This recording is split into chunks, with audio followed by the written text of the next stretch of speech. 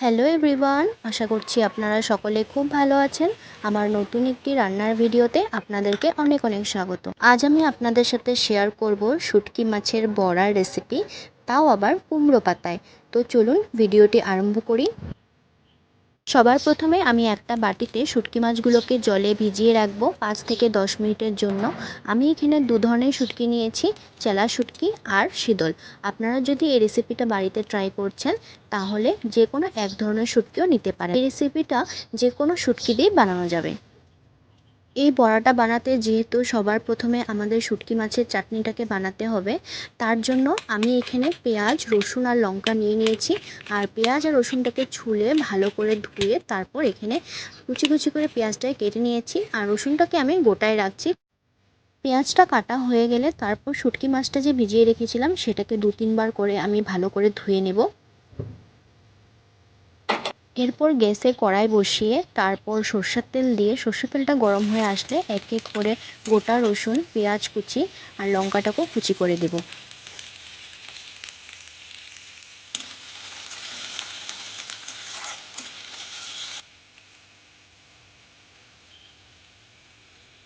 পেঁয়াজ, রসুন আর লঙ্কাটা একটু ভাজা ভাজা হয়ে আসলে এরপর দিয়ে দেব শুটকি মাছ, লবণ, হলুদ গুঁড়ো, ধনে গুঁড়ো, লঙ্কা গুঁড়ো, আর তারপর ভালো করে মশলাটাকে কষিয়ে সামান্য একটু জল দিয়ে কিছুক্ষণের জন্য ঢাকা দিয়ে রাখবো।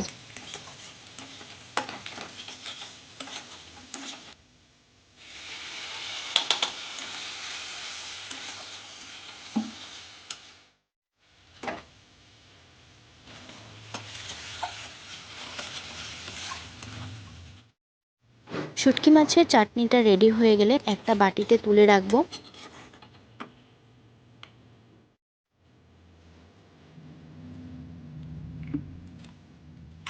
এবার কুমড়ো পাতাগুলোকে ভালো করে জল দিয়ে ধুয়ে তারপর লবণ মেখে কিছুক্ষণের জন্য রেখে দেব।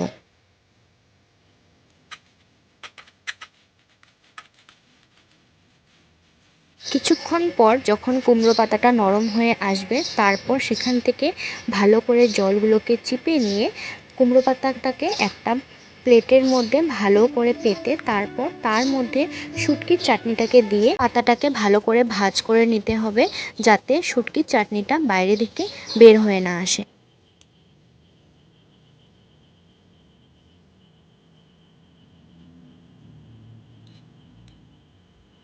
এক এক করে আমি সমস্ত পাতাগুলোর মধ্যে শুটকির চাটনিটা ভরে ভালো করে ভাজ করে নিয়েছি।